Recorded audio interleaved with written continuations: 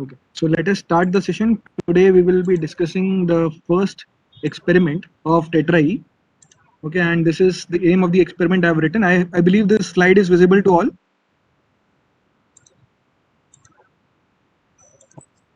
Is the screen and slide visible to everyone? Okay. Yes, sir. Yes, sir. So the experiment number one aim is to determine the RC time constant of a RC series circuit excited by a DC source. Okay, so what do you mean by this? What do you understand by the aim here? What are we going to do? RC series circuit here. This is what we are focusing on. Okay, RC series circuit means we are having a resistance and a capacitor. They are connected in series. Okay, and it is excited by a DC source. And for such a circuit, we will be determining the RC time constant. Okay, we will see what is the RC time constant in few minutes. But I'll just first discuss what are the properties of. To understand this experiment, you need to know what is the property of a resistor, a capacitor, and an inductor. Okay, so in electrical engineering, in tetra E, in basic classes, I believe you all would have been told about passive elements. Okay, passive elements. What are passive elements? What are active elements or passive elements? Can you define? Which take current. Please repeat. Roll number 48. The elements which use the current. Which? You're not clear actually. आप किसी भी language में बोल सकते हो if you are not able to explain it in English.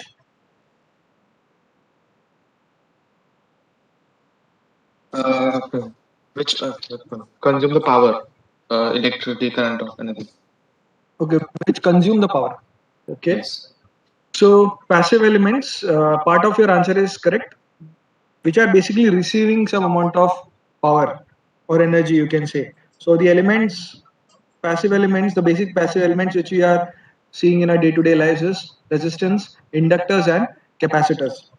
Okay, the resistance, I can say that it consumes power.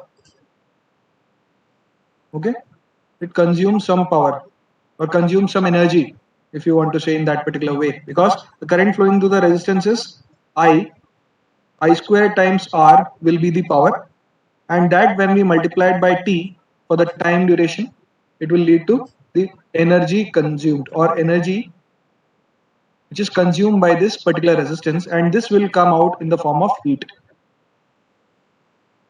Right? What happens with an inductor? An inductor doesn't consume power. Okay, so you should understand the difference, the important difference between consumption of power, okay, the receiving of power, storing of power. So L and C are the elements which don't consume power, they store energy. Okay, these are energy storing elements. That means inductor will take some energy, but it will not consume it, it will not dissipate it. Okay, it will keep that energy stored in its own magnetic field created by the current flowing through the inductor, because inductor is nothing but a coil, right? So whenever there is a current which is flowing through this coil, inductive coil, there will be some magnetic flux which is being produced, isn't it? Magnetic field. Now in this magnetic field, that energy will be stored. Fine. So for an inductor, we say that it stores energy in the magnetic field. I hope I am clear to all. So this is nothing but, you can say I square into RT, or you can say this can be written at V square by R into T, which is the energy. And the power is how much? I square into R, or V square divided by R. This is for the resistance I'm talking about. Or we can also write down this as V into I, or VR into IR. Voltage across the resistance multiplied by the current through the resistance. Similarly, if in terms of the power stored in the inductor, how do we represent it? We represent it as The voltage across inductor multiplied by the current flowing through the inductor. This will be the power which is stored in the inductor or received by the inductor. And if I talk about the energy which is stored by the inductor in terms of the magnetic field energy, that is in terms of half L into I square. Half L I square. So these are, we can say, elements R, L and C. So again, for capacitor, capacitor is nothing but a parallel plate capacitor, a basic capacitor, isn't it? So it will have some voltage across it, VC, plus minus, and if the current flowing through that is IC, then I can say that the power which is received by the capacitor or stored by the capacitor is VC multiplied by IC. And if I talk about the energy which is stored in the capacitor, it is half CV square. V means VC, the capacitor voltage. Okay, so the energy stored in the capacitor is by the virtue of its potential difference across its parallel plates. The energy stored in the inductor is by the virtue of the current flowing through it. Okay, so this is the current I. So I can call this as, I've written here capital I. We can say here also as capital I. Okay, half L I square. Now this is in electric field. From one medium to another medium when we say, and here this is magnetic field.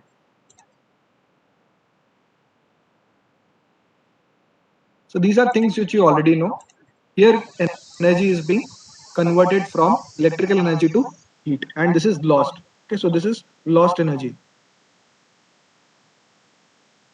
This cannot be recovered back. Whenever current flows through a resistance, some amount of energy is lost in terms of heat. It cannot be recovered back, but the current flowing through the inductor and voltage across the capacitance lead to storage of energy which can be retrieved back. Okay, so we'll see how we are going to retrieve that energy back in this circuit, in an RC circuit. So this is the first important points which I wanted to explain you regarding these passive elements. That means they are receiving some amount of energy. We won't say consuming because consuming means it is taking that power and not releasing it back. Okay, but storing of energy is done by inductor and capacitor. So these are the basic passive elements. Now, when I say passive elements, they will store, when they are storing energy, we are saying that they are acting as passive elements. But when L and C are releasing energy, because after storing this, they have to release it also. When they are releasing energy, then these inductor and capacitor behave as sources themselves. Right? It has some energy. Now this acts as a source. So we say that it acts as a active element also. Capacitor will also act as a active element when it is initially charged. So an initially charged capacitor is an active element. An initially charged inductor is an active element, whereas an uncharged inductor is a passive element. An uncharged capacitor is a passive element. A resistor, no matter what, is always remaining a passive element. Okay, generally we say that R, L and C in a circuit are receiving energy. Okay, so we say that they are passive elements. Now this was the properties, the basic properties of these elements. Another important property, okay, which you have to remember, for a resistance, for an inductor and for a capacitor. Okay, so a resistor, in a resistor, the current and voltage, the current and voltage are in phase, and the response is instantaneous. That means if there is a potential which is applied across a resistance, I'm having a resistance here R. Okay, if I apply a potential across this V, then instantaneously there will be some current I which is flowing through this. That means this is the response current and V is the excitation. So there will be an instantaneous response for a resistance the current will flow as soon as you apply a potential across it. Okay, and that I is nothing but V divided by R, which is basically the Ohm's law. Now, what happens for an inductor? For an inductor, the current and voltage are not in phase. Okay, so the current and voltage are not in phase. This is a general property I am talking about. Again, it will be similar, but not exactly the same in DC and AC circuits. The behavior will be a slight different. So today we'll be discussing the excitation by a DC source. Later we'll have an AC source also in another experiment. The current and voltage are not in phase here. That means if I'm having an inductor, okay, and initially it did not have any current through it. Okay, initially the current flowing was 0. Now I excite it with a voltage across it. What will happen? There will be a time duration. Instantaneously, it will not allow the flow of current IL through it.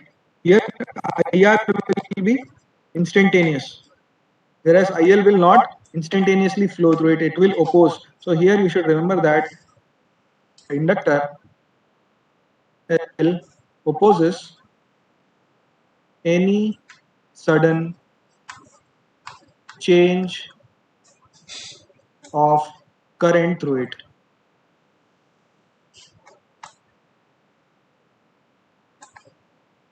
That means even if you apply a large voltage across it, instantaneously the current will not change, because inductor has a property of opposing the sudden change of current through it. Okay, so that is a very important property. That is why I have marked here as star, that this is one of the most important property which you have to remember throughout. The inductor opposing the sudden change of current through it. Similarly for a capacitor, okay, the current here also the current and voltage. So the current and voltage are not in phase. Okay, that means if I'm having a capacitor here of capacity C, capacitance C, you can say, and the current flowing through the capacitor is IC, okay, and the voltage across the capacitance is VC, then if I allow some current to flow through, IC current to flow through it, and I change the value of current here, right, VC will not change instantaneously. Okay, so that means the capacitor opposes any sudden change of voltage through it, voltage across it.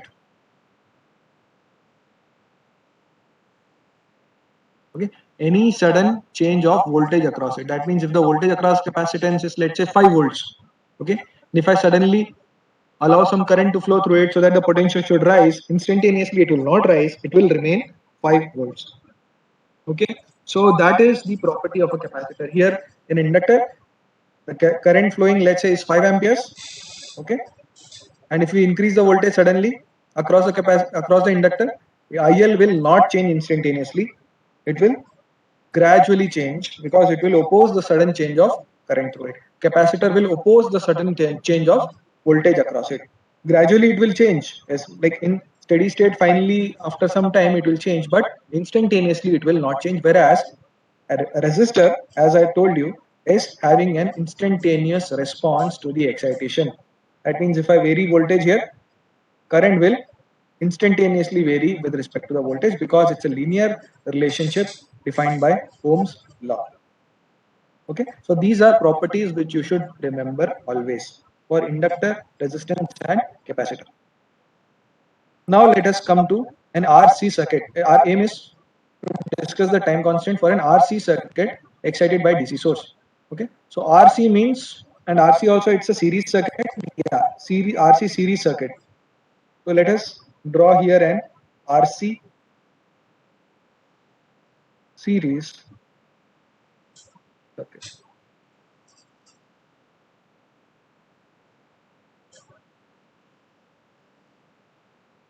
So let me draw here a resistance and a capacitance. So these both are connected in series. Why series? Because the current flowing through this I is the same current which is flowing through the capacitance also. So we say that they both are connected in series. Okay. Now it has to be excited by a DC source. So what I'm going to do, in order to understand this time constant phenomena, I'm going to use a switch here. Okay. So this RC circuit is connected at this point with the help of a switch. Okay.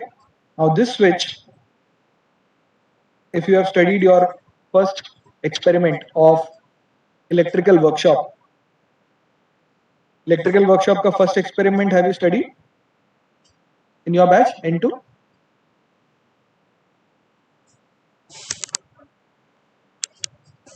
Please respond. No, sir. Okay, so students, you have to respond when I ask. No, sir. You're not audible. Whoever is trying to speak is not audible. No, sir. अभी नहीं हुआ. अभी नहीं हुआ है. Okay. So yeah, in your first experiment in electrical workshop, you will study some symbols. Okay, some symbols related to electrical engineering in the workshop. So there you will see that we have different type of switches. Okay, there is a single pole double throw switch, which I'm going to draw here. Okay, that means it has a single pole. Pole means a single point of contact, and throw means the points where this switch can be thrown to. Different options we have, different terminals we have where this P can be, or this point P or this pole can be connected to. So I'm having 2 points here. One point is here and another point is here. So at one point I'm just joining it with the negative circuit here, negative or the finishing end of this circuit, and the other point, okay, I'm connecting to a DC source. We can take a battery also, something like this. Okay, so let me say that the voltage across this is basically a cell which I have shown. Okay, this is a symbol of a cell. More number of cells in connected will represent a battery, and so on. So the potential of this cell, let me say it's a DC source, a cell. I'm saying that the voltage is V. Okay, and let me call this point as point A and this point as point B. So these 2 points of contacts are known as throws. So A is known as a throw 1 and B is the throw 2. So you'll study this in your experiment in workshop also, that what do you mean by a single pole double throw switch. So only a single pole is there and 2 positions where this pole can be connected to is known as a single pole double throw switch. Okay. So essentially this is you can see R and C connected in series and to be connected by excited by a DC source. This is a DC source, right? So I am using a switch. This is the switch. SW is the switch. Now this switch can have 2 positions, position A or throw A to position B, throw B. When I connect it to position A, this circuit will get completed. And when I connect it to throw 2 or position B, this circuit will be completed. So let us start the analysis. RC series circuit excited by a DC source. What we are having here is R and C connected in series, and the system is at a steady state condition. Okay. Steady state condition. What do you mean by steady state condition? Can anyone say? Steady state condition.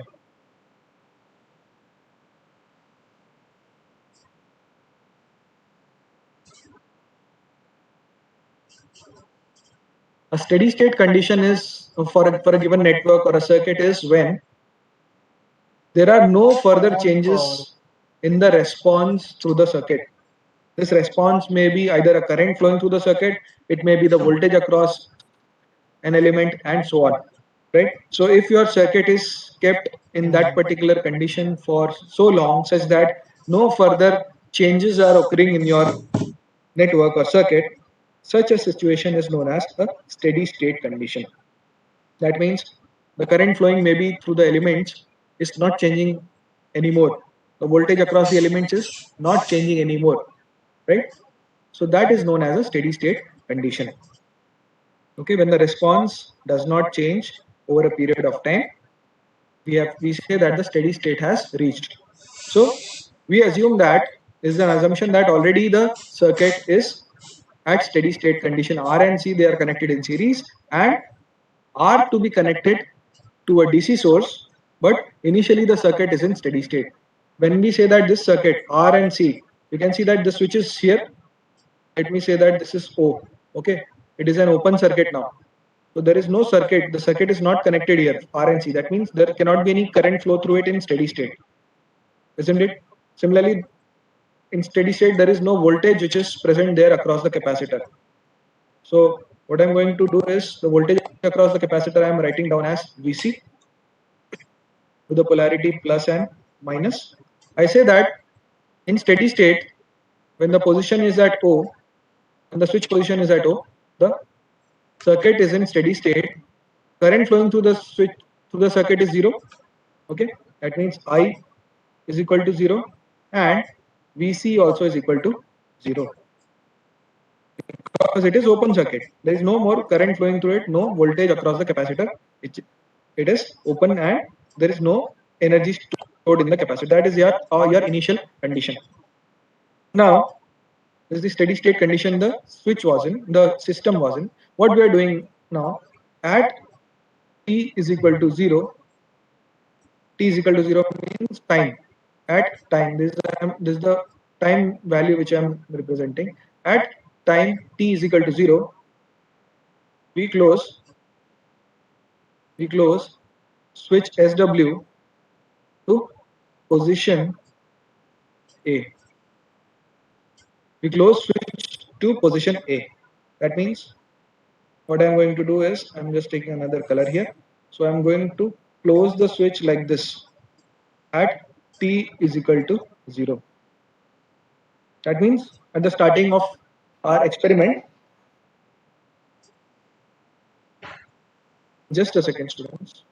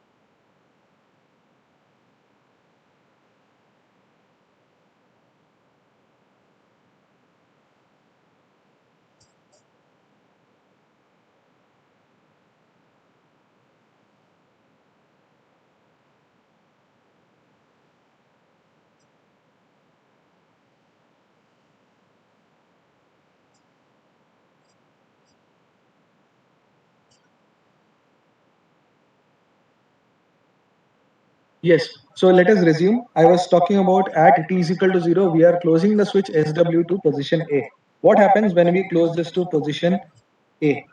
Right? This is the throw one. So let us draw the circuit here. So okay, let me just revert back to the original color.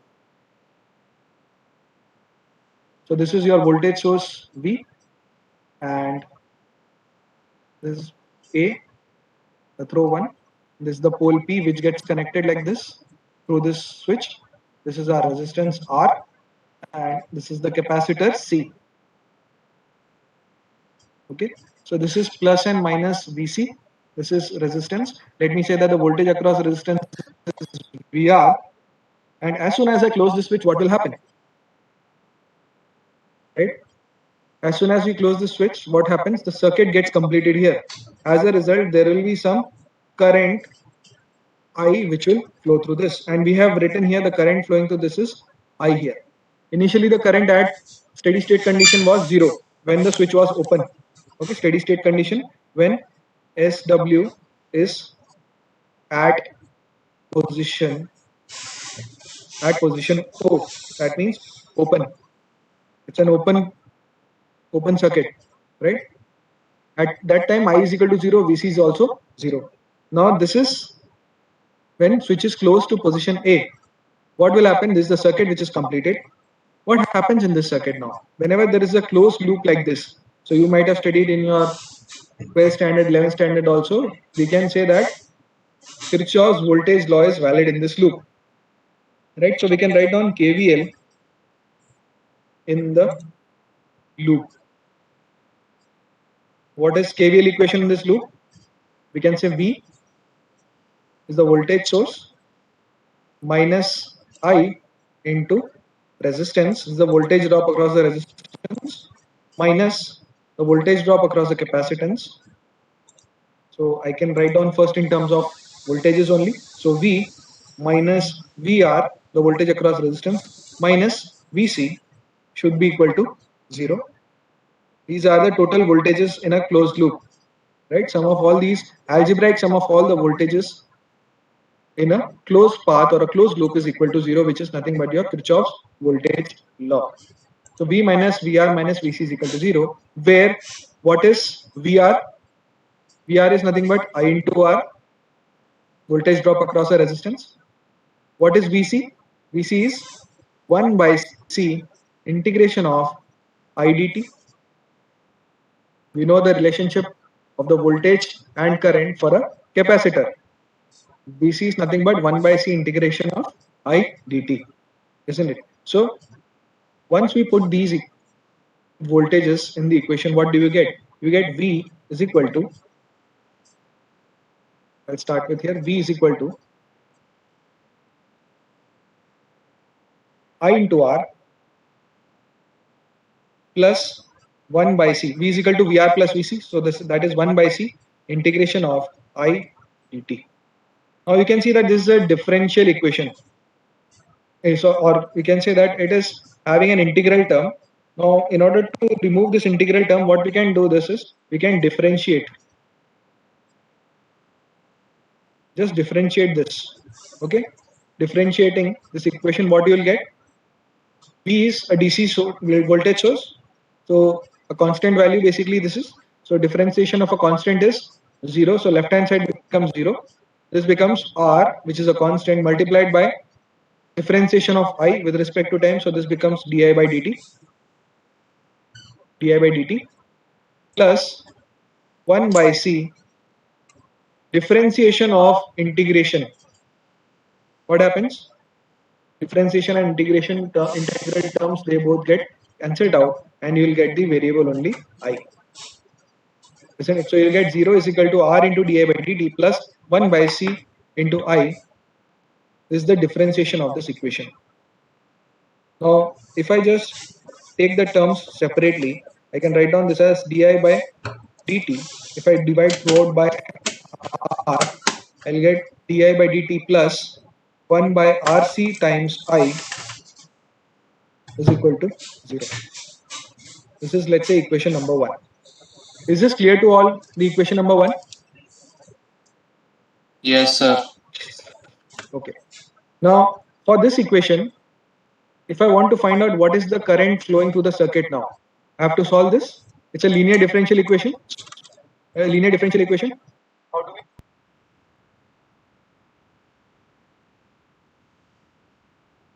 How do you solve a linear differential equation? We're having di by dt. It's in terms of I, right? Di by dt plus I by RC is equal to 0. So there are methods to solve linear differential equations in which we get complementary function and particular integral. All these things you have studied in your 12th standard, right? So here you won't have any particular solution because it's a homogeneous equation here. The constant here, the forcing function is 0 here. Okay, so you won't have that term. You'll only have the complementary function, and in that particular case, di by dt plus 1 by rc into I is equal to 0 can be easily solved. What we can do is we can write down this as di by dt becomes equal to minus 1 by rc into I. Okay, and if I use the variable separable method, variable separable method, what can be done here? I can just use that to write down di divided by I is equal to minus 1 by rc times dt, isn't it? Now variables of I are on one side and time is on the other side. R and C are constants. What we can do now is we can integrate both sides. And once we integrate both sides, what we'll get? Integration of di by I is how much? Roll number 29. Kenil? Shah? Helen. Roll number 29. Kenil, are you there?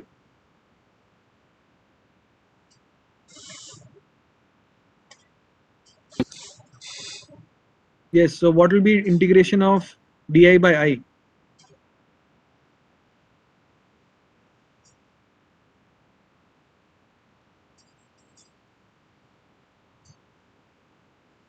Helen. Integration of di by I should be Helen.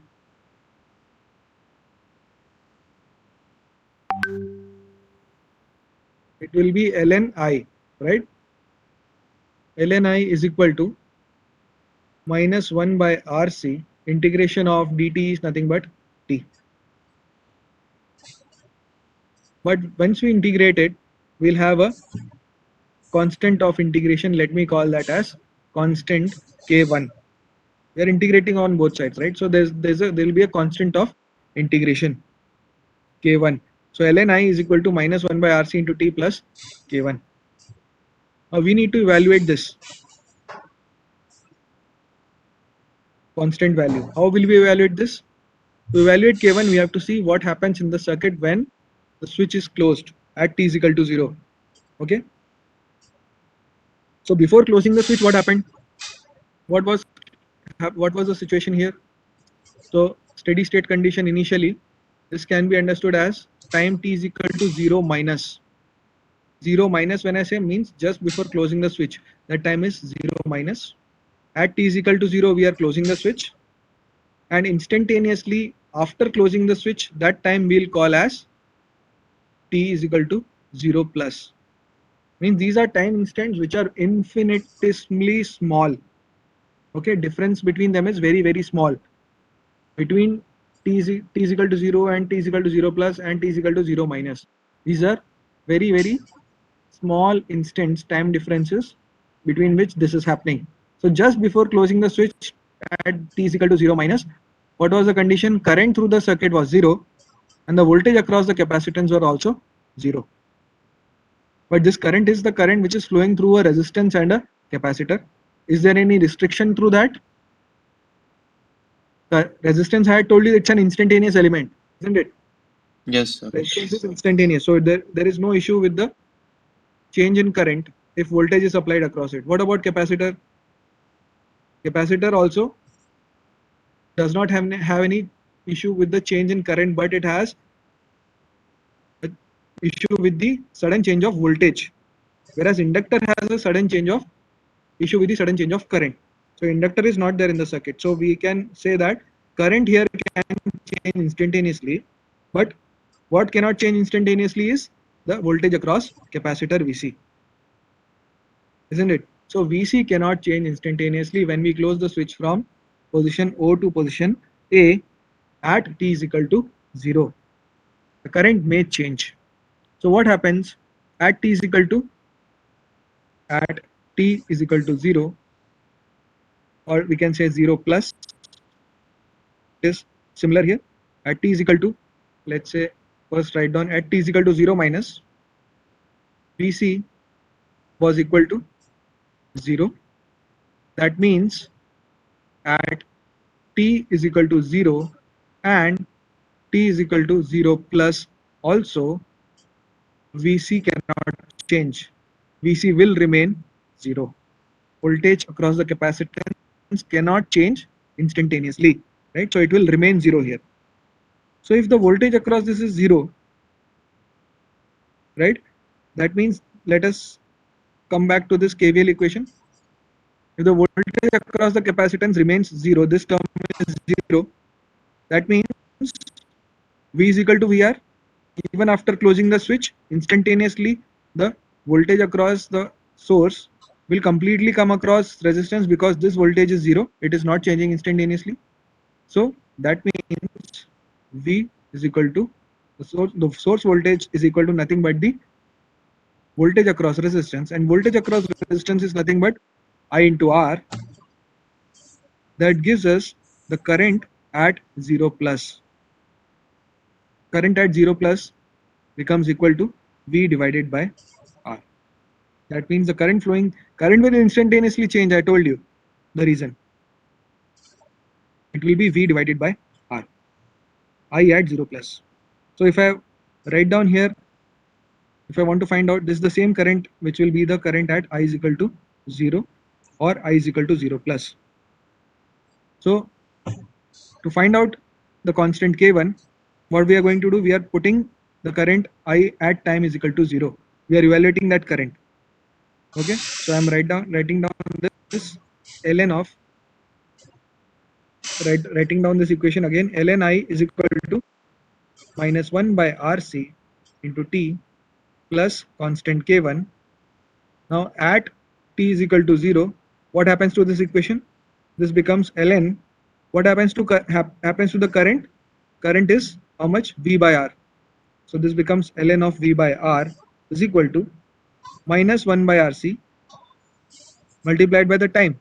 The time is 0 here, right? So this becomes 0 plus K1. So I've just substituted the value with the initial condition.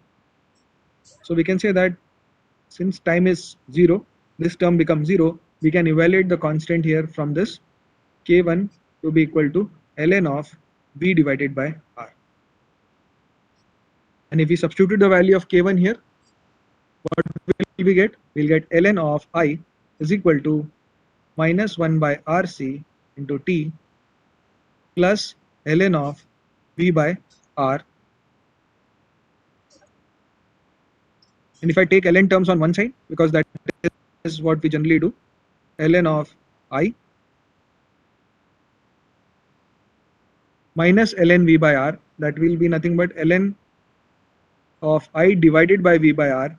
Okay, because minus when we take, it becomes division in logarithm scale. So I divided by V by R is equal to minus 1 by RC into T. Or if I write down in terms of, if I open this logarithmic bracket, I divided I by upon V V by by R. R is equal to e raised to minus 1 by RCT. Yes, e raised to power minus 1 by RC into T. Or I can say that I becomes equal to V by R into e raised to power minus T divided by RC. Okay, so we have found out here finally what is the response, that is the current flowing through the circuit here, by solving this linear differential equation. And the response is V by R. We reach the voltage source. Okay, R is the resistance into e raised to power minus T by RC, minus T divided by RC. So it is exponentially, what will be the profile here? It will be an exponentially decreasing profile. Okay, so this is the current, and this is the RC series circuit. That means it's the same current flowing through the resistance, same current flowing through the capacitance as well as the voltage source. So if this is I flowing through the circuit, right? So let us plot the variation of I here. I is equal to V by R e raised to minus T by RC. So let's say at T is equal to 0. What will be the value of I? At T is equal to 0. I is how much? V by R. V by R, because t is equal to 0, e raised to power 0 is 1 1. multiplied by V by R. And that is true also because we had used the same condition to find out the constant K1. So I is equal to V by R. Now at t is equal to, I am putting a time here. Time is nothing but RC, R into C. At t is equal to RC, what is happening? What happens to the current? Current becomes V by R V by R. into e raised to power. T I have put as minus, t is nothing but RC. This becomes -1. RC by RC. So this becomes -1. So this is nothing but V by R into 1 by E, isn't it? Now Yes, what sir. is 1 by E? What is 1 by E? 1 by E is nothing but 0.3678 times V by R. Okay, Yes, sir. 0.3678 times V by R, or we can say or understand it in a way that it is 36.78 percentage of V by R. We can write down this as it is nothing but 36.78 percentage of V by R. That means what happened? Initially the current was V by R. Now at t is equal to a time value RC, the current has decreased because it's an exponential decay. You can see as time increases, this function decreases. So the current has fallen to a new value which is 36.78 percentage of its initial value, which is V by R. What happens at t is equal to 2 times RC value? So I becomes equal to V by R e raised to power, this is 2 RC by RC, that becomes -2. So this becomes V by R into 1 by E square, and that value comes around 0.1353 times V by R. So what is happening here again? I can say that this is nothing but 13.53 percentage of V by R. So current is decaying again. I'm just writing these points so that you understand what actually happens to the current. Okay, 3 RC.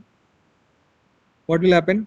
The current will be, I will be equal to V by R to e raised to power -3. So this is V by R to 1 by E cube, and this value comes out to be how much? 0.04978 times V by R. That means this is how much? 4.978 percentage of V by R. At t is equal to 4 times RC, what will happen? Similarly, V by R e raised to power -4. This will be V by R into 1 by e raised to power 4. And this value will be how much? This will come out to be 0.01831 times V by R. That means 1.831 percentage of V by R.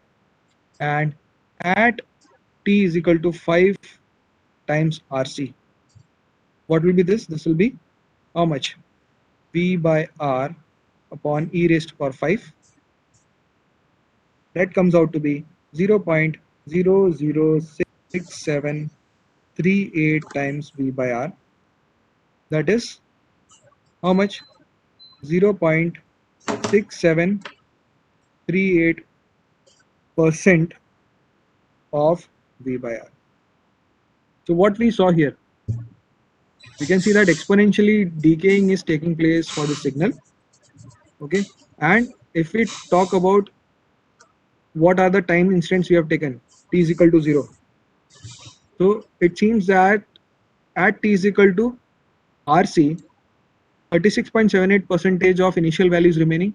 As we go for 2 RC, 3 RC, 4 RC, by 5 RC value, 5 times RC time, we can see that the response which is left is only 6 percentage 60 or 0.6738 precisely percentage of its V by R. That means 0.6 percentage is left means how much?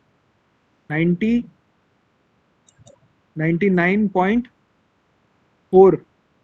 Okay, approximate I'm saying 99.4 percentage of its initial value is being gone. Only this much percentage is left. How much? 0.67. Only around 3 percentage. Okay, around 3 percentage. 3 percentage is still left. So we can say that around 5 time constant, the system will reach its steady state value.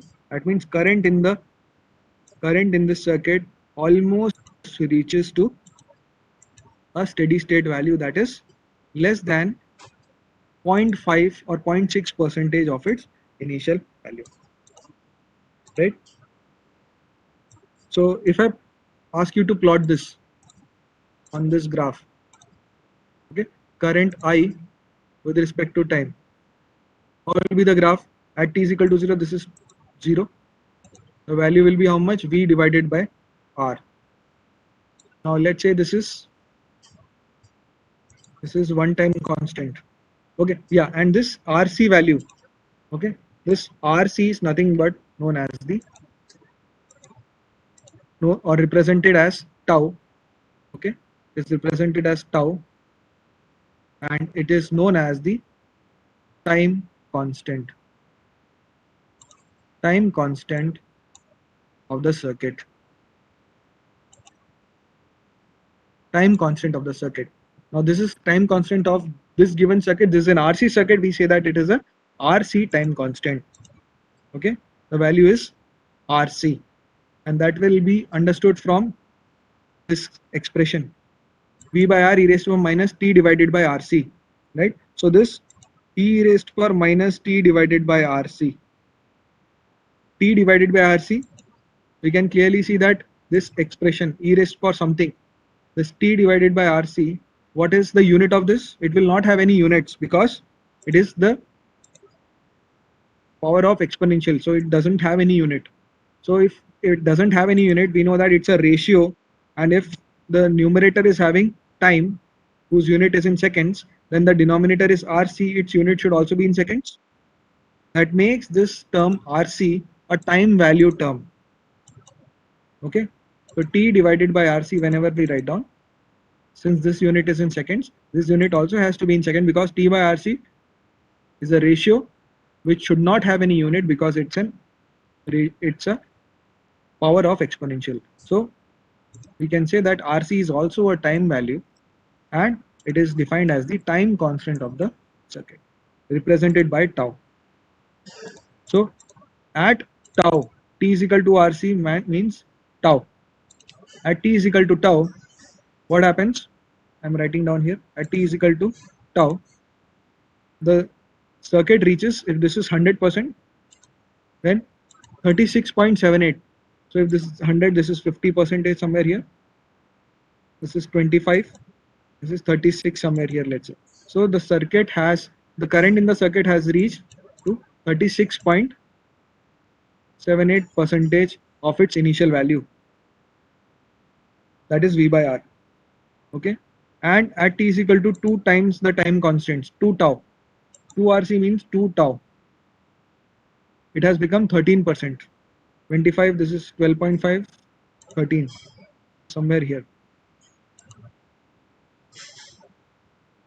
At T is equal to 3 tau, what has happened? 5% around, 4.978. Okay, so 5% is very small here. Then 4 time constant and 5 time constant, 5 tau.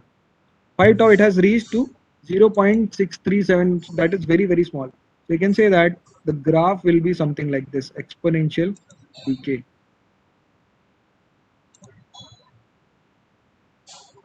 This will be the variation of current with respect to time t. And what is this? This is RC is nothing but the time constant of the circuit. So there is a definition of time constant. RC is equal to tau, which is the time constant. This is defined for either it is defined for a given circuit.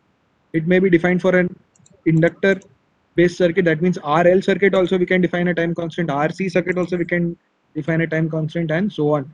Okay. So what is a time constant for an RC circuit? A time constant RC, okay, tau, is the time taken by the series RC circuit for the current to the circuit to fall to 36.78% of its initial value. How do we define time constant? Time constant tau is the time taken, because it's, I've told you its unit is seconds, right? So it is a time taken by the RC series circuit to, for the current flowing through it to fall to 36.78% of its initial value. This is the V by R is the initial value.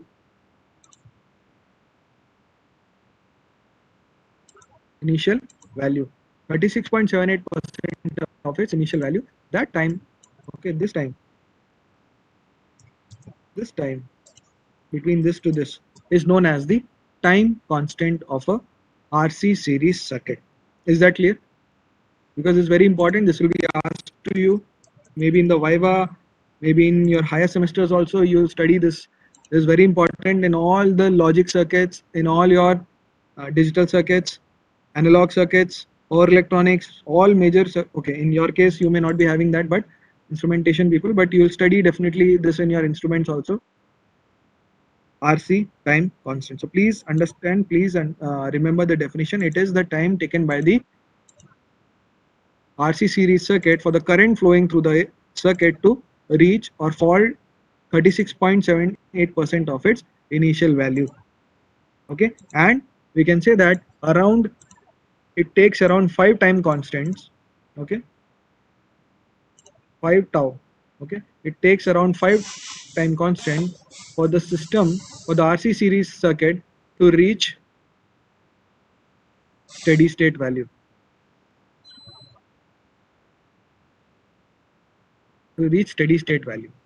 And that steady state value means I has become very, very small, 99.6 or 99.4% is already being gone. Only this 0.6% is left. And if I go again increase t is equal to 6, still there will be not much change, because it will be falling further low. If I ask you at t is equal to infinity, what is I? At t is equal to infinity, we can say that I will be V by R e raised to minus infinity, that will be 0, isn't it? So t is equal to infinity, I is equal to 0. That is basically the meaning of steady state. This is 0 and here it is 0.67. So it is very near to 0. This 0, not 0.67. It's 0.67 percentage. Actual value is this much, 0.0067. Okay, so this is almost 0. That is why we say that it takes almost 5 time constants for the system to reach steady state value. Is that clear? So remember these two important points always.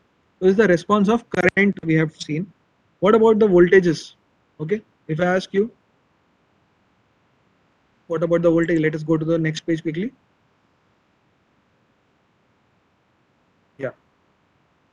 So we have seen current. Now let us see the voltage across the resistance. The voltage across resistance will be nothing but how much? VR is I into R. And what was I? I we had seen it was V by R into e raised power minus t divided by RC. Right? This was the equation. Now VR will be nothing but voltage across resistance is nothing but I into R. So this I gets multiplied by R. So here, from here itself we can see this will be nothing but V e raised power minus t divided by RC. And this can also be written as V by R. In terms of time constant, I'm going to write down e raised power minus t divided by tau, where tau is equal to RC, the time constant value. I've written here in terms of time constant e raised power minus t by tau. Okay, so this can be written as V into e raised power minus t divided by, instead of RC I have written tau. This is the voltage across the resistance. Similarly, here also I'll plot the same thing at t is equal to 0. What is VR? VR will be V into e raised to minus 0 by tau. So that will be V itself at t is equal to tau. That is RC. What happens to VR? VR will be V into e raised to minus tau by tau, that is 1. So e raised to minus 1, that is again V into 1 by E. So same thing, 36.78% of V.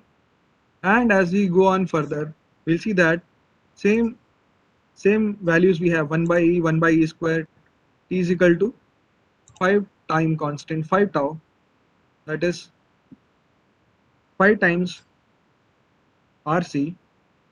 VR will be how much?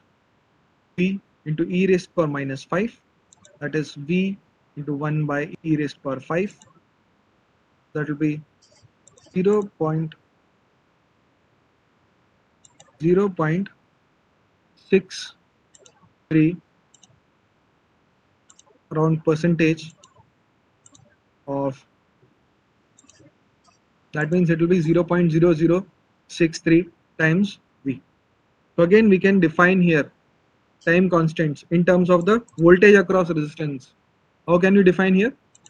In terms of voltage across the resistance, we can say the time constant is the time taken by the RC series circuit for the voltage across the resistance to fall to 36.78% of its initial value. What was its initial value? V. उसका 36.78% होने का time, how much time it is taking, that is known as the time constant of the RC series. Okay, again if I want to plot on this graph what is VR with respect to t, what will happen? It will be the same graph which is scaled by R, because I is V by R e raised to minus t by RC. Only difference is that it is, this graph will be multiplied by R.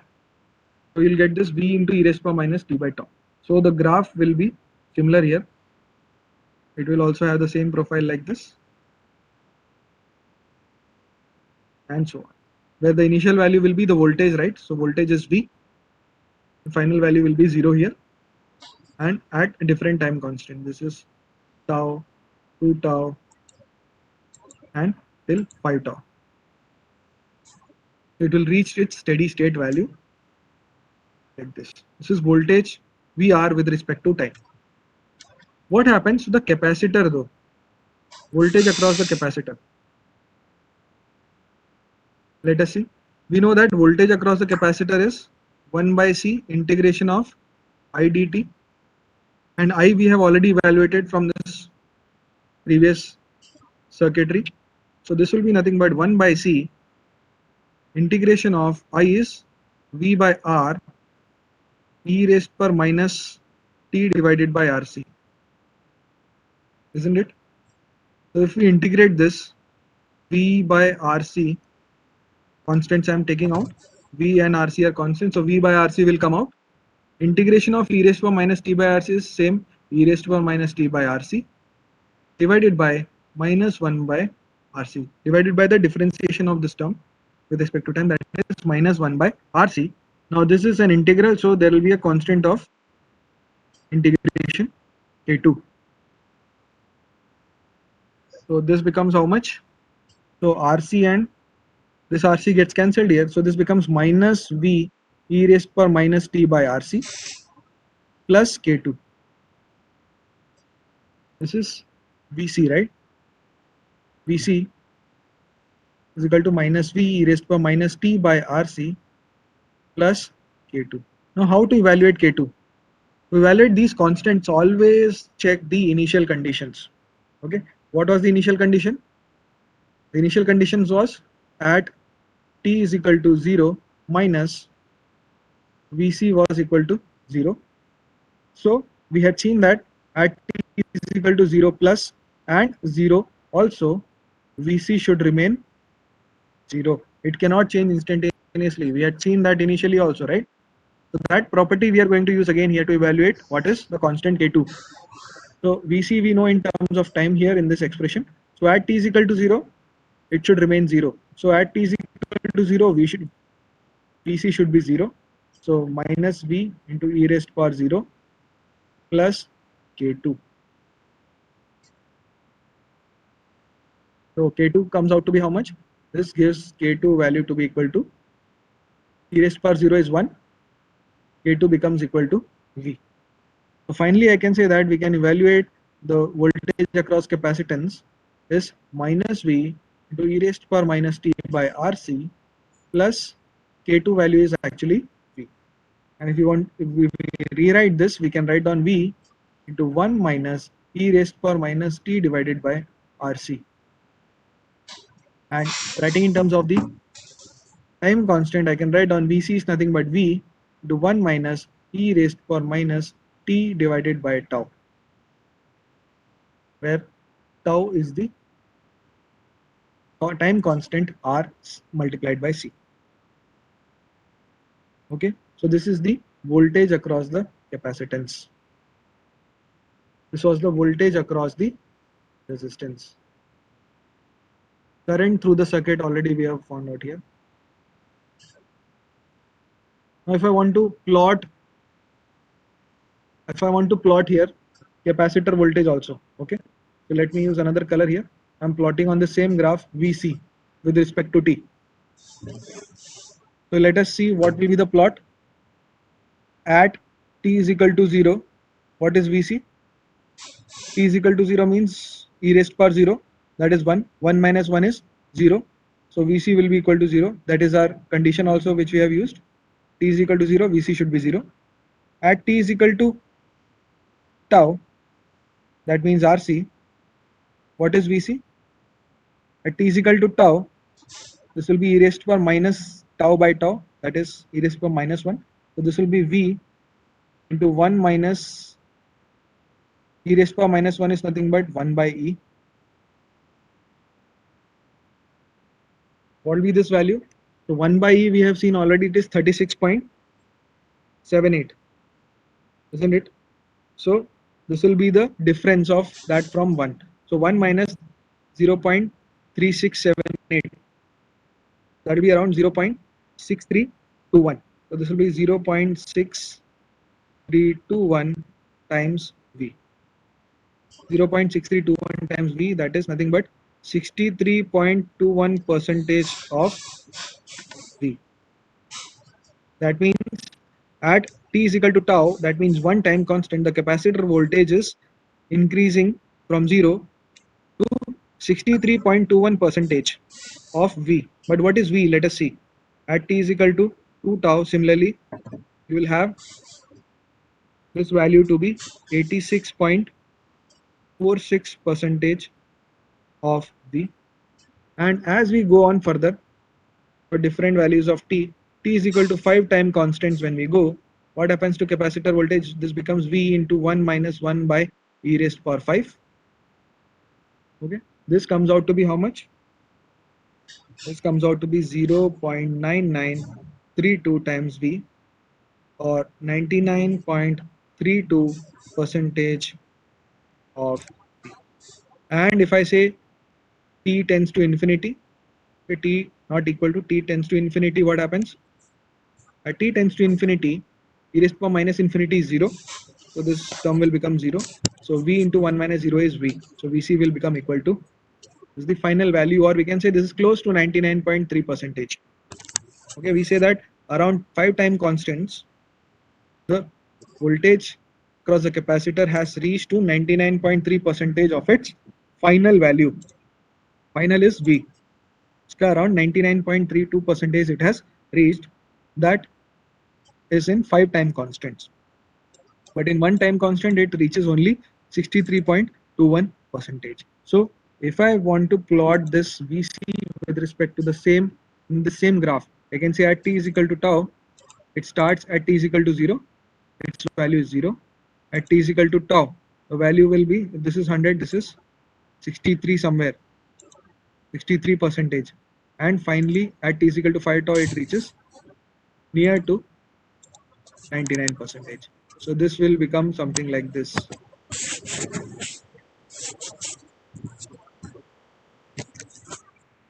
Okay, this is V. Final value is V.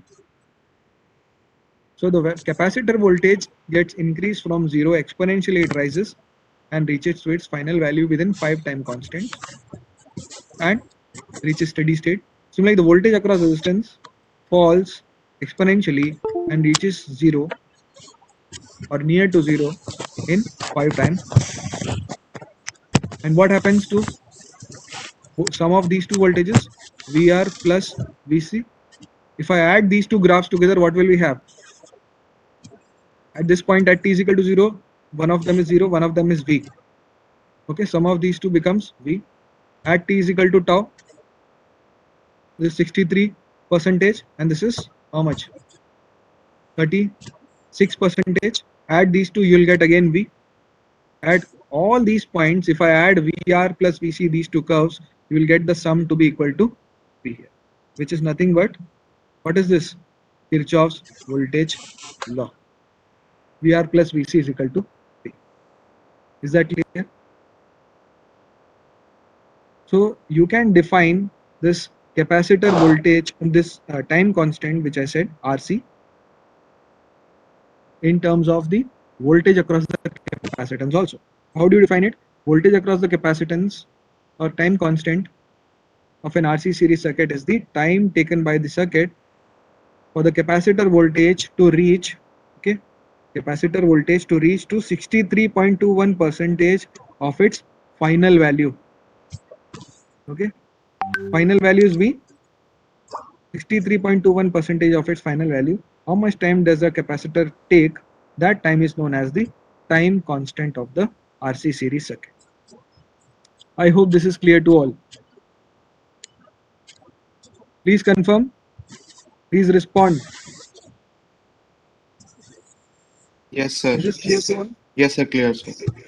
Yes, sir. So what we have done till now is we have closed the switch at t is equal to 0. We closed the switch, closed switch from O to A. What happened? Current was initially I of 0 was V by R, but this decayed to 0. We had seen the response. Current was decaying it to 0 exponentially. What happened to the voltage across the resistance? Voltage across the resistance initially was V because capacitor voltage was 0, and it again also exponentially decayed to 0. What happened to the capacitance voltage? VC 0 was how much? 0. It cannot instantaneously change because at 0 minus also or 0 also it was 0. Now it after increasing or closing the switch also 0 plus also it is 0, but it become finally exponentially it increased and became equal to. So that is what has happened when we close the switch at t is equal to 0 from position O to A. Now what we are going to do in the same circuit. So let me just copy that circuit here. We need that again.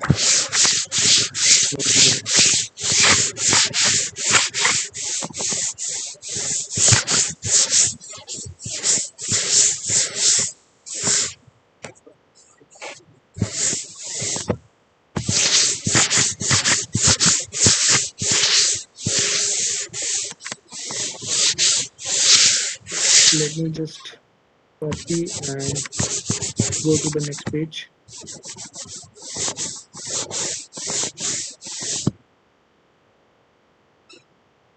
So now what we are going to do here is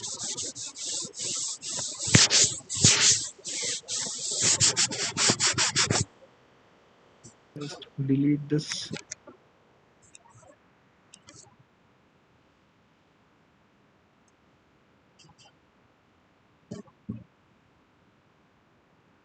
Yeah, so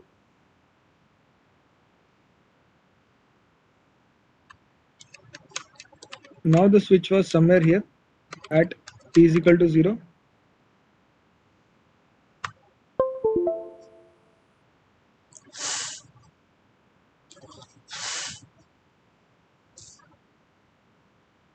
Now the switch is here, right? In the steady state. Steady state. Now the switch is like this. Current has become 0. Capacitor has charged to its final value V, and VR is I0, VR is 0. I is 0, VR is 0, and VC is equal to V here now. This is in steady. The circuit is in this state for a long time. After this, what we do now, we change the connection here. Okay, we change the connection from position A to position B. Okay, we change it from position A to position B. That means now the connection becomes like this. The switch is connected like this. So let me just read out the circuit here now. So now my circuit becomes, voltage is removed from the circuit, this point P, this is the resistance R. Now this is the capacitance C, and this is connected through this switch like this. This is the switch to position B. Now this is C, and the voltage across the capacitance is VC, which is equal to V already, and current flowing like this was 0 initially. At this instant, we are closing the switch from A to B. Okay, now we can say we close switch from position A to B. So this is what is happening. Whenever this happens, that instant we are calling at t is equal to 0, because now initially the circuit was in steady state like this for a long time, so we cannot calculate the whole time. We are just calculating the time, or we are starting the time once we make a change here. Okay, we are changing this at t is equal to 0, let's say. This is the new t is equal to 0, because initial time and everything, all those things we have calculated, and now it is in steady state. Whatever left new time is, that is not of our concern. Now we are changing the circuit by closing and opening the switch here. That means we are starting another action, or another excitation change is going to happen. So we now start logging the time from this instant onward. So we'll call this at t is equal to 0. Okay, or this instant, this process from A to B is done at t is equal to 0. So before this, whatever was there, that was in previous steady state. In previous steady state, I was 0, VC was equal to V. Okay, so now once we close the switch, this is the circuit here. As soon as we close the circuit here, there will be some current which will flow, because why? First of all, there is no inductor, there will be no opposing of current. Only resistor and capacitor is there, through which instantaneously currents can change. Okay, but for a capacitor, the voltage cannot change instantaneously, and the voltage is with a polarity plus and minus like this. It is already with a voltage V. So what happens? Now in this particular case, we can write down again KVL equation. It's a closed loop, right? So if I write down KVL in this loop, the current is 0. So we don't have to say that there is a specific direction to the current here. Current is 0 here. Okay, the current is 0.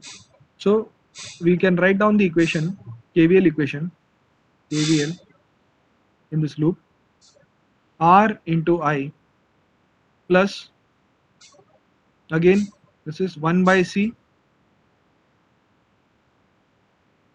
or let's say I'm writing down now in terms of voltage. Okay, so yeah, KVL equation I'm writing R into I plus the voltage across the capacitance, or let me just first remove all this and write down KVL is nothing but this is voltage across resistance VR, this is VC, and this is short circuit here. There is no voltage source connected here now. So I can write down VR plus VC should be equal to 0, isn't it?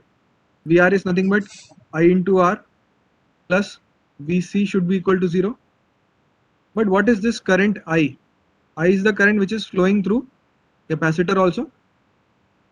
I is I at 0, minus is 0. Okay, but once you close the switch, what happens to the current? Current will start to flow instantaneously, because There is no inductor in the circuit. So capacitor and resistor can have instantaneous change of current through it. So I into R plus Vc is equal to 0. Now this current I is the same current flowing to the capacitor also, right?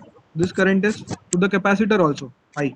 So capacitor current I can be written in terms of voltage. How? I is equal to C into dVc by dt.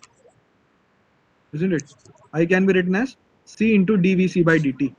So if I substitute it here, you can write down C into d of Vc divided by dt plus Vc. Okay, this is I multiplied by R, right? I multiplied by R plus Vc should be equal to 0. This is KVL. I've just put I value here in this equation.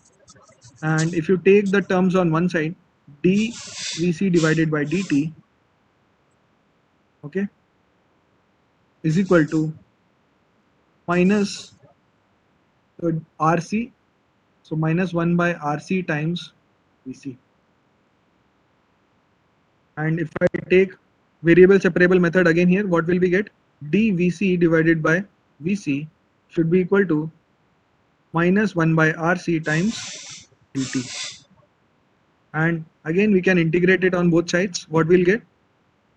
We'll get ln of Vc is equal to minus 1 by RC times t. Plus there will be a constant of integration. Let me call that constant as K3.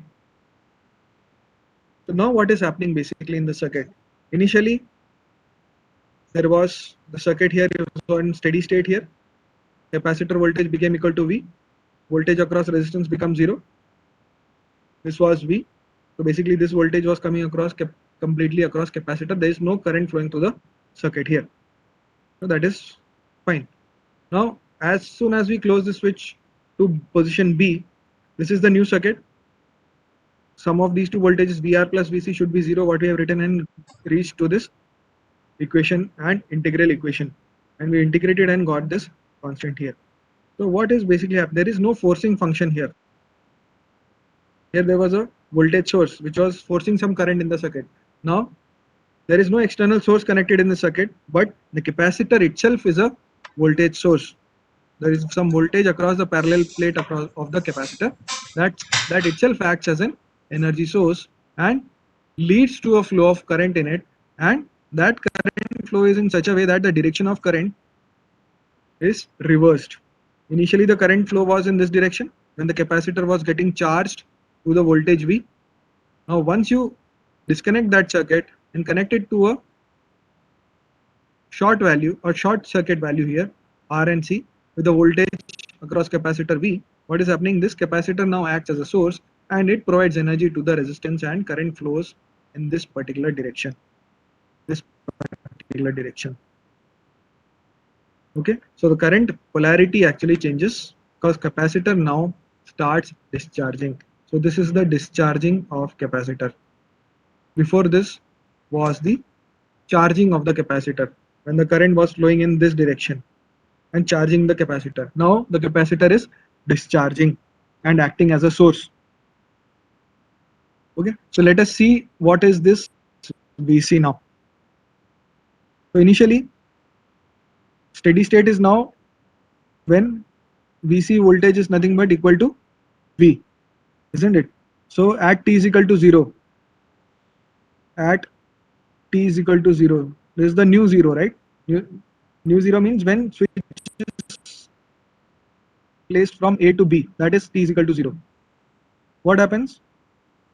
We know that capacitor voltage at 0 minus was how much? Equal to V.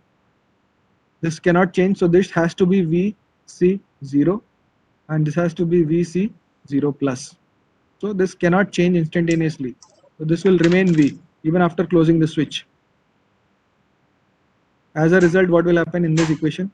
We can write down this as ln Vc is nothing but equal to V is equal to, time is 0, so this term becomes 0, plus K3, which gives us the constant of constant of integration K3 as ln of V. And putting again K3 value in this equation, what we get? Ln of Vc is equal to minus T divided by RC plus ln of V. ln of V. And if we take ln terms on one side, what we'll get? ln of, write down here itself, ln of Vc divided by V. If I take it on the left hand side, it will be minus T by RC, or this can be written as, again, exponential term. If we open this, we'll get Vc is equal to V e raised to power minus T divided by RC. And in terms of, since RC is the time constant, so we can write down this expression as Vc is equal to V into e raised power minus T divided by tau. So during discharging of a capacitor, the capacitor voltage has this profile. That means as time increases, this capacitance voltage falls down. You can see here at t is equal to 0. What is capacitor voltage? Capacitor voltage is V. T is equal to tau. In one time constant, what happens? Vc becomes equal to V into 1 by E, because tau e raised to power minus 1, that is 1 by E. We've already seen this is 36.78% of V, its initial value. And so on. If we keep on seeing, we have already seen what is this expression looks like. In 5 time constant, Vc becomes equal to 0.63% of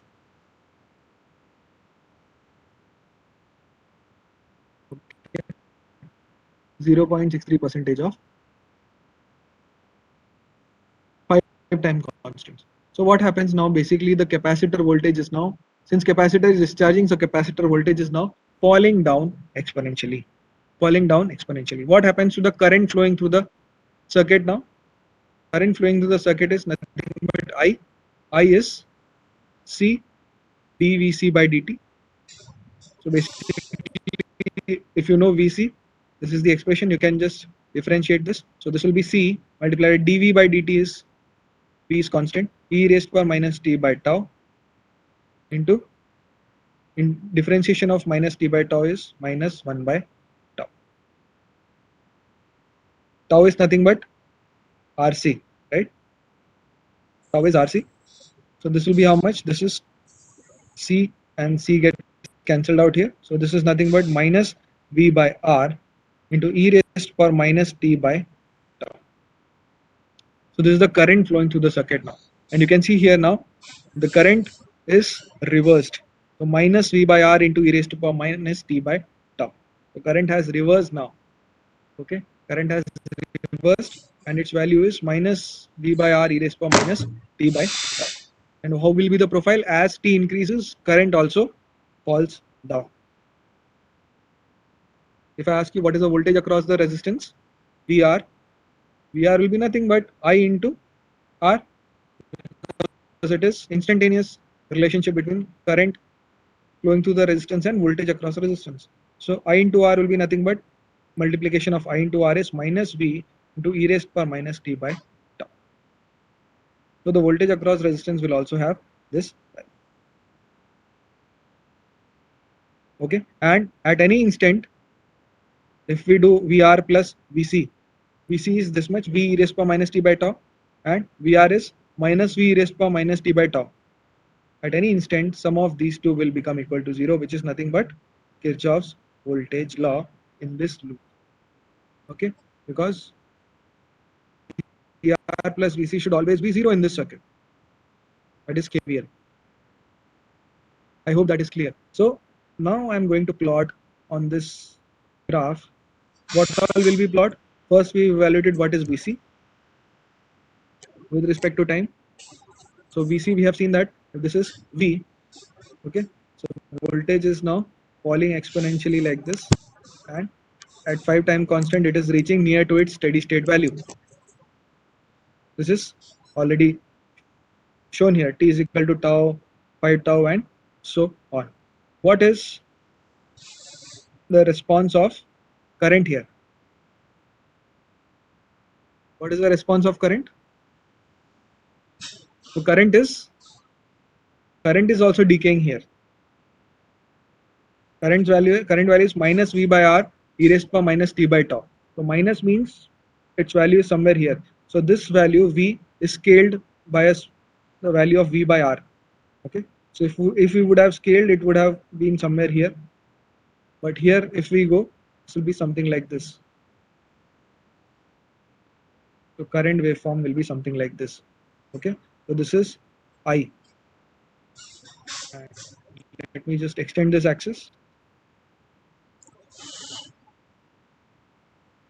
like this. And what about the voltage across the capacitor? VC. VC is, sorry, not VC, VR. VR is again minus V into e raised to power minus t by tau. So whatever this is there, just the opposite of this. That is VR. Whereas sum of these two, this plus this, always becomes equal to 0 here. Since they are negative sign, that is why I have drawn it in the opposite direction. Sum of these two will always become equal to 0. This negative sign or negative direction tells us that now the capacitor has behaved or has started behaving as an active element. It is delivering some power to the resistance.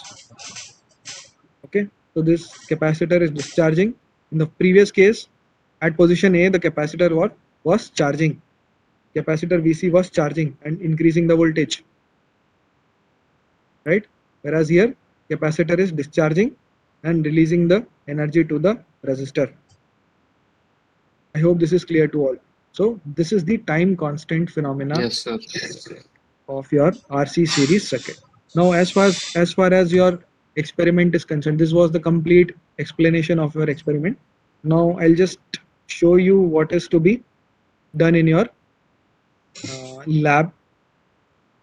Just a second. So all of you can find the manual on the LMS portal. Do you people have access to LMS now? LMS No, portal no, active हो गया सबका? No, sir. No. It's not yet accessible. Okay, not a problem. So I'll just show you what all are the readings and what all you have to do for this experiment.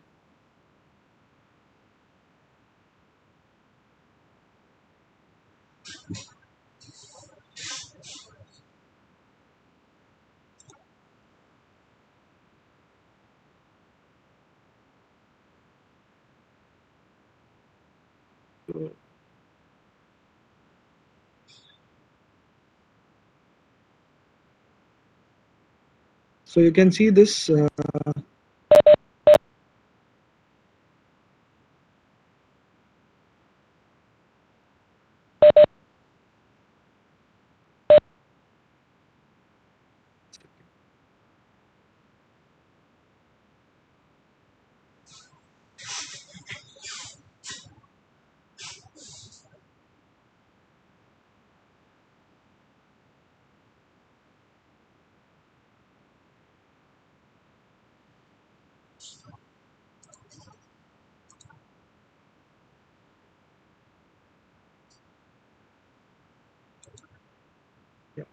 so all of you can see this. These are the readings. So capacitor charging, what we have to do is we have to connect this circuit.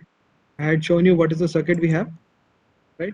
So we have to connect the equipment as per the circuit diagram. Circuit diagram also I'll just put here.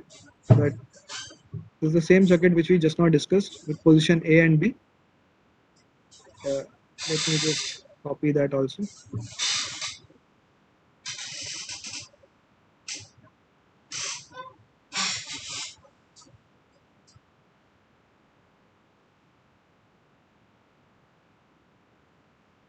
Okay, so now this is visible to all.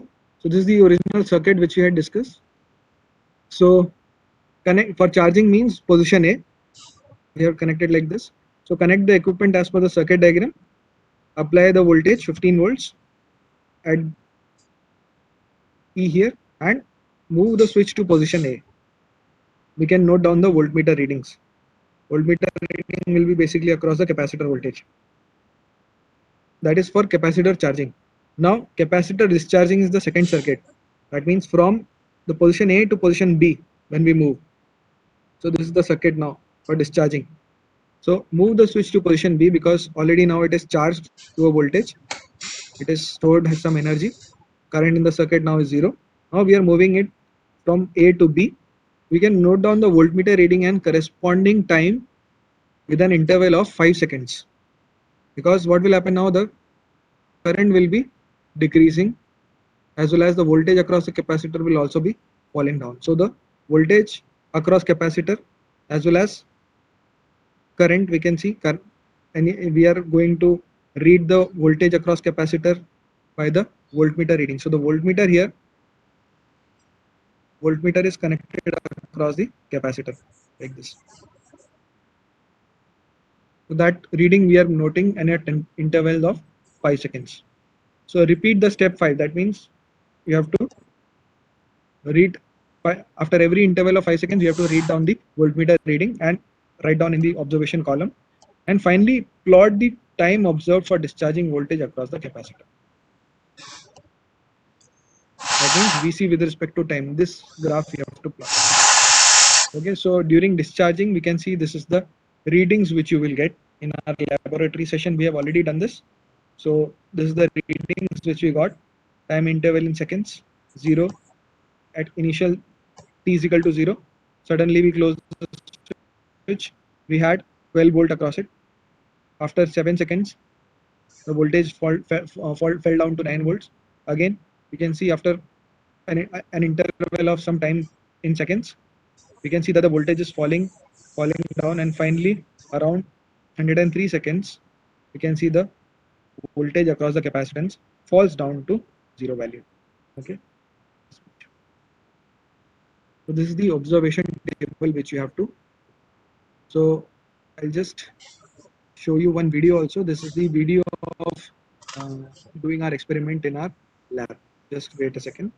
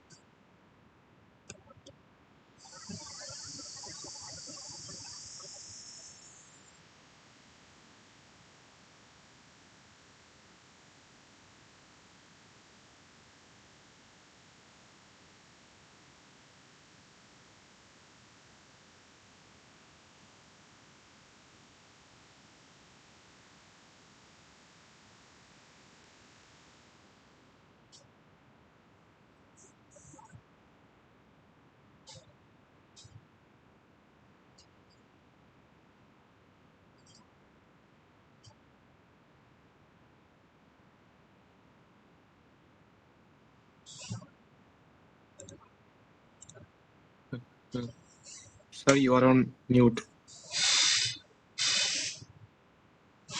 Yes, just a second. Okay, I'm just playing a video. Just hold on a second.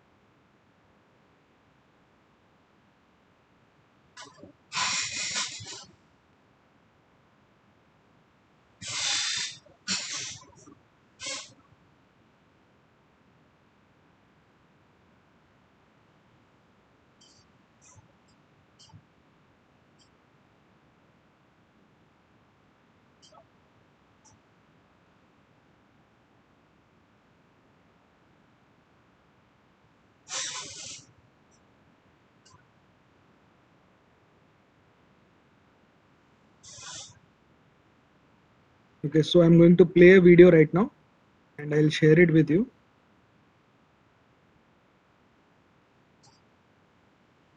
So please tell me once I ask whether you are able to hear the volume also, okay?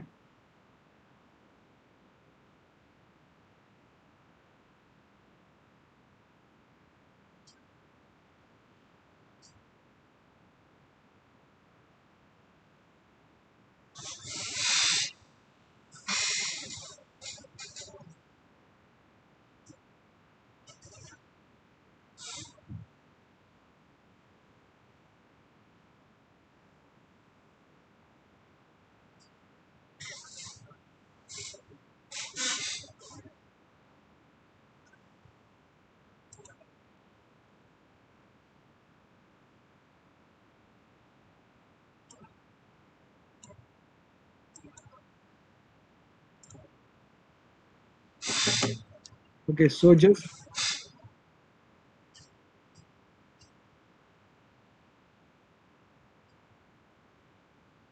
okay, students, just checking whether this is audible and visible to all of you. Yes, sir. Okay, so let me just resume the playback. So it's a small video in which we are showing what is to be done in how we are doing this experimentally, this experiment. Okay. The same video, there are two videos. I've just copied those videos in your Google Drive folder, which I've shared with you. You might have got an email today about a Google Drive. So you will be accessing that only with your Nirma University temporary email IDs, not with any Gmail account.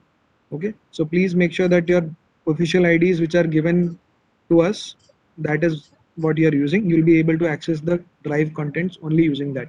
So please watch the video now, and in case you are not able to watch it properly with the bandwidth, you can watch it from the Drive folder later also. So please watch it now.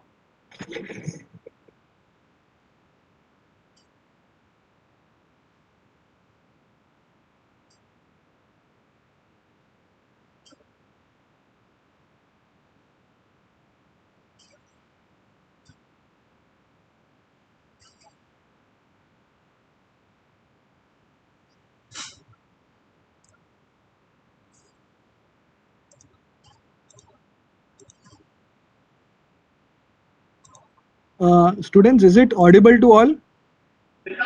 No, sir. So the sound is not reaching you people? No, sir. Okay, just wait a second. Visible है लेकिन audible नहीं, sir. Okay, just a second. Do one thing again.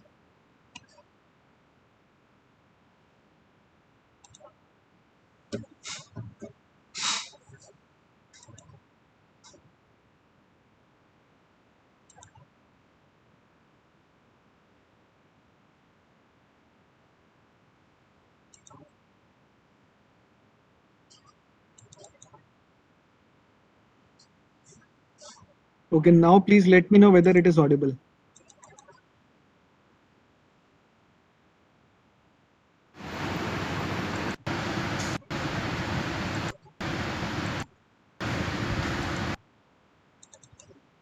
No, sir.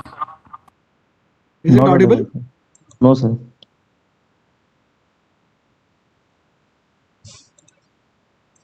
Why is it not audible?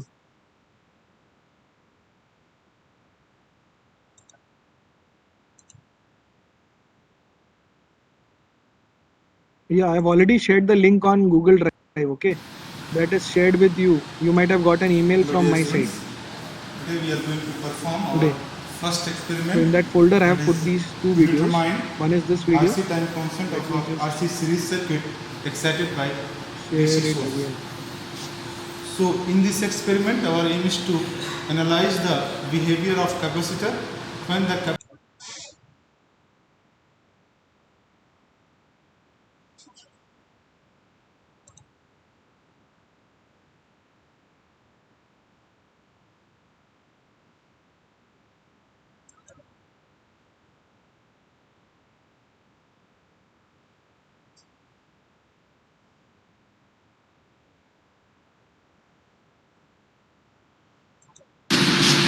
So in this experiment, our aim is to analyze the behavior of capacitor when the capacitor is connected across the supply.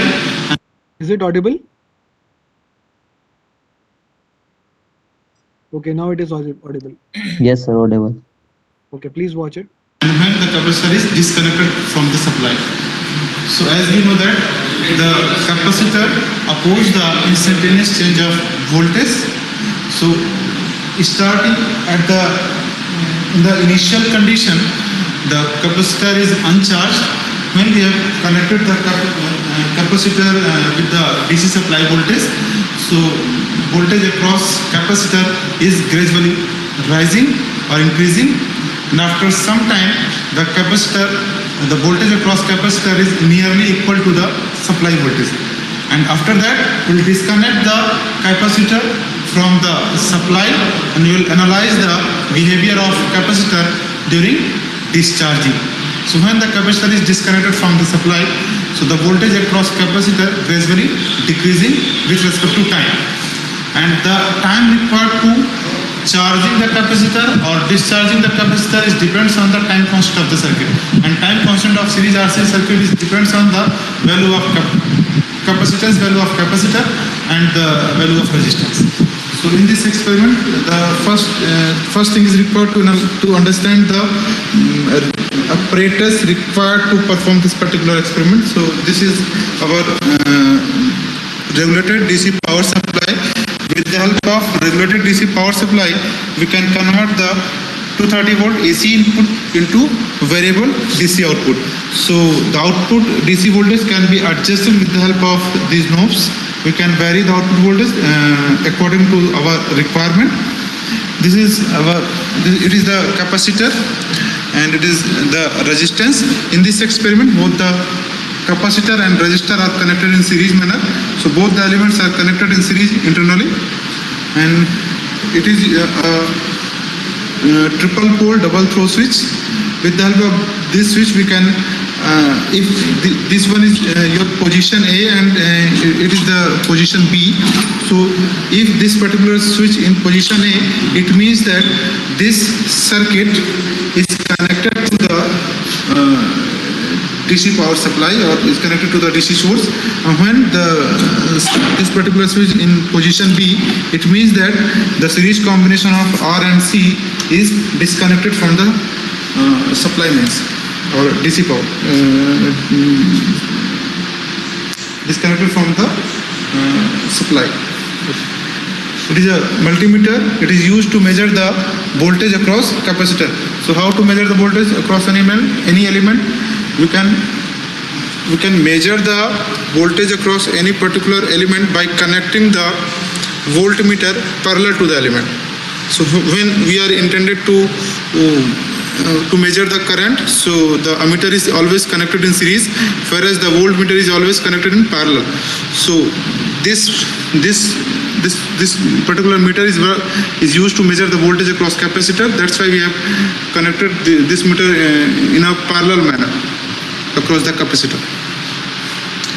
So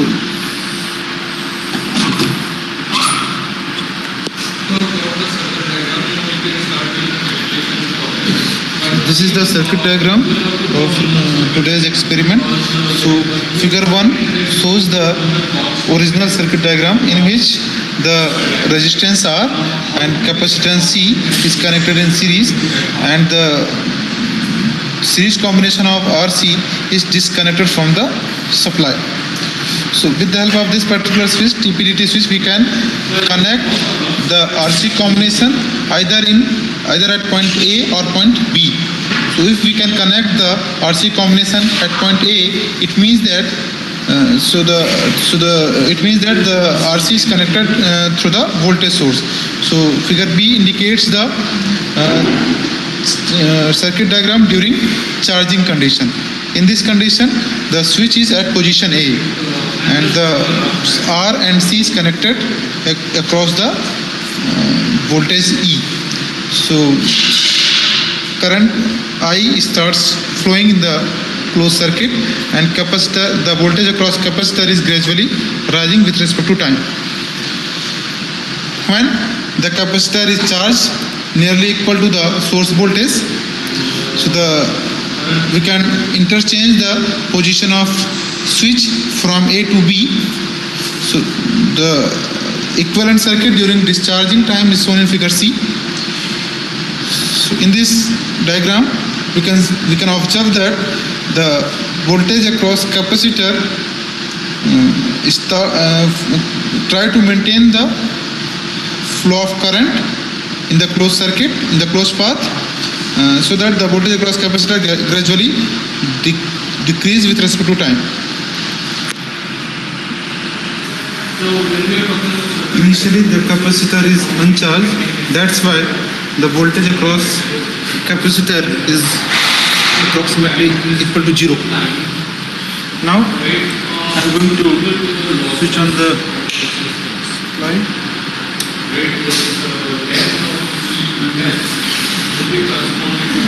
Now we have given the 15 volt as an input to this particular circuit, but this switch position at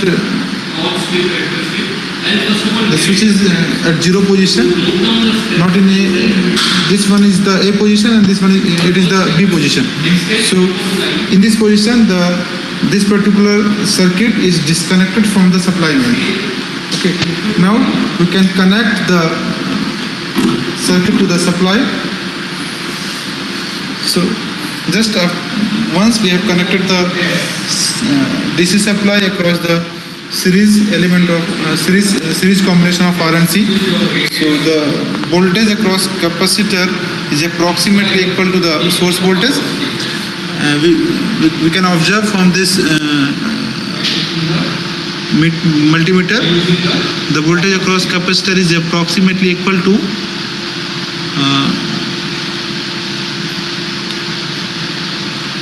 12.5.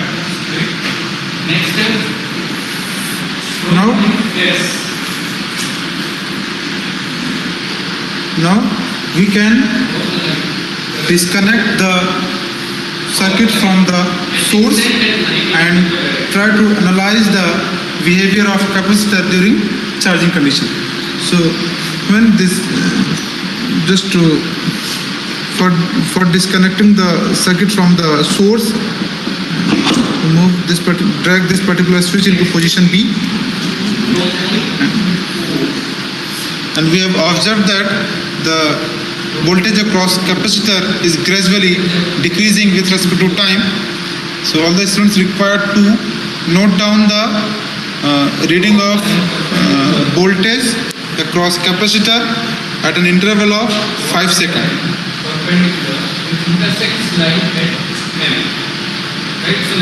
So at every interval of 5 seconds, you require to measure the voltage.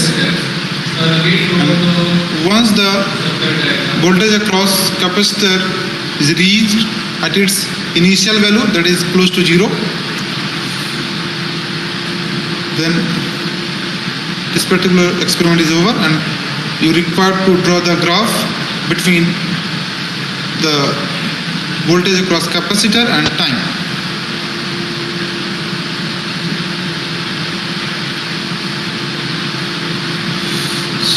So now the voltage across capacitor is close to zero, or close to its initial value.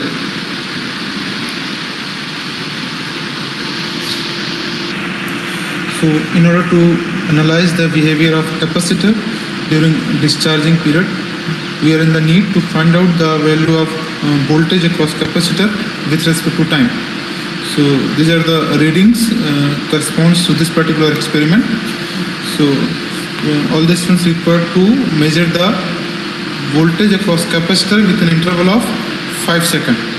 So second column indicates the time interval, and third column indicates the value of voltage across capacitor with respect to time. Thank you.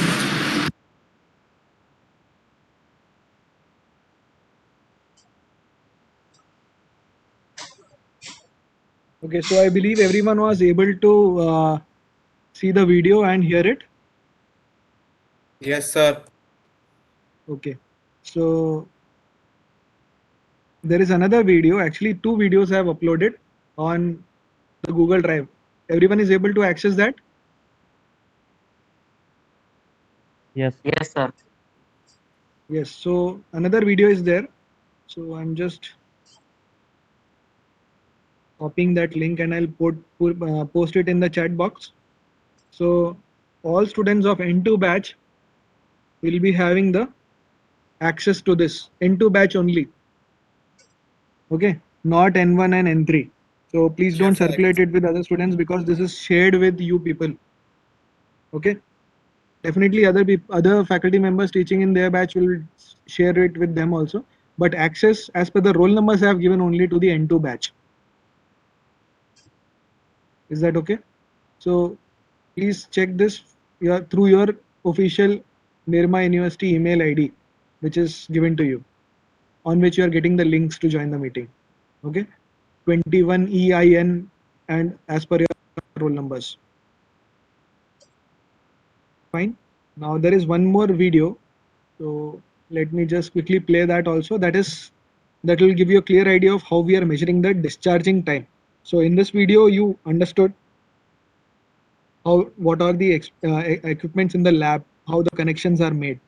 In the second video, I'll just show you how to measure the time in the interval of some seconds. Okay, let me just open it.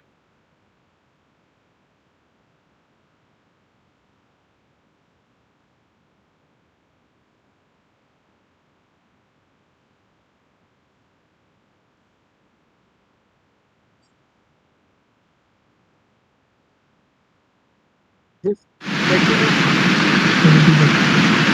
Are you able to see? Is it visible to all?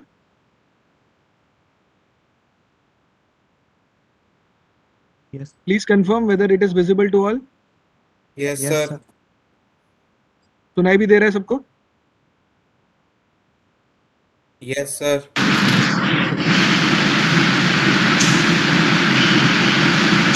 So you can see here from A. So from A to B position we are doing now, and you will see how we are measuring the time.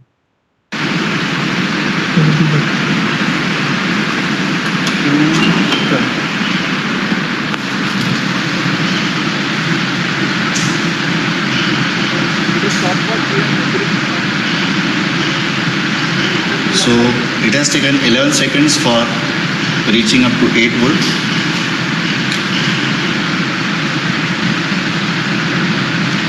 $20 for 6 volt,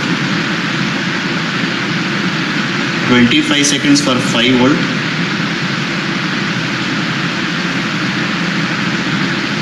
32 seconds for 4 volt,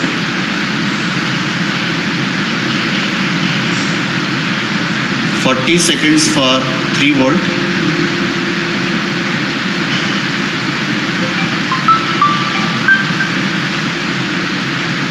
50 seconds for 2 volt,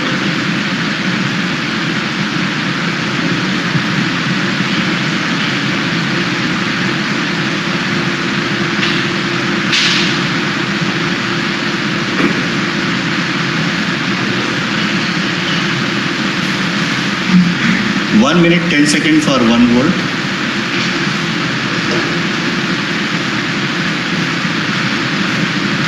And now you can see the pointer is approaching almost 0. The time elapsed is more than 1 minute 30 seconds.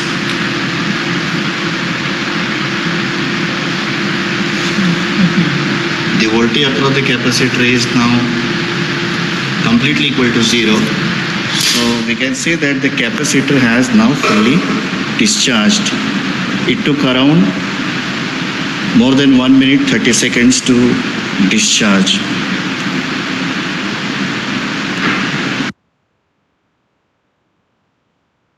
Okay, so that was the experiment number 1. I believe this is clear to all.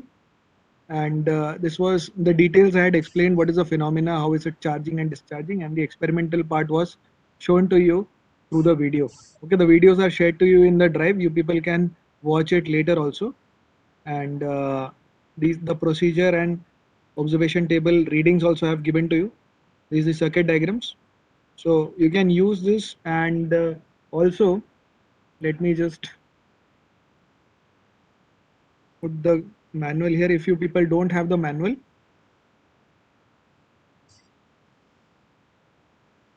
I will do one thing. I'll put the manual also. I'll copy the manual in your drive. Okay.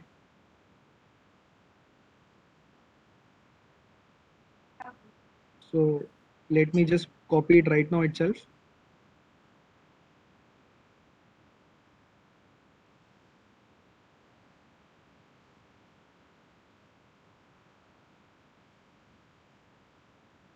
So it is uploaded in the folder. Please check whether you are able to access it. Okay, so it is uploaded in the Google Drive folder. The folder is tetra_e_n2. Also there, the session recording links will be also uploaded in this folder itself after I get the video. So you can watch the videos of this particular session also in that folder. Fine. So that is all for today's session. Please try to complete your record as I told you last session also. Make a fair record and complete it. Once you complete it, scan and submit on LMS portal once the LMS portal is up and running. Okay, आपका LMS account बन जाएगा तो quickly please submit as per the deadlines mentioned by Nimje sir. He is the course coordinator for this course. Fine. So we'll close for today and we'll meet in the next session by doing experiment number 2 next week. Fine. Thank you all.